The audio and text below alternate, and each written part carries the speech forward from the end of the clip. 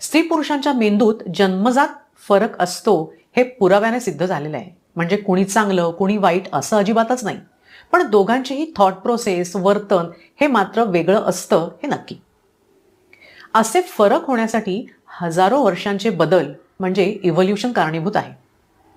स्त्री पुरुषांच्या वर्तनाला नियंत्रित करणाऱ्या मेंदूतील न्यूरल सर्किट्सवर काम करणारे स्टॅनफोर्ड युनिव्हर्सिटीतले डॉक्टर नीरव शहा म्हणतात, ते वर्तन बदल वंशवृद्धी आणि मानवाच्या अस्तित्वासाठी गरजेचेच आहेत. आणि केवळ मानवाच्याच नव्हे तर मेल फिमेल मधले असे मेंदूतील वेगळेपण मानवाशी साधर्म्य दाखवणाऱ्या काही प्राण्यांमध्ये देखील अभ्यासला गेलाय.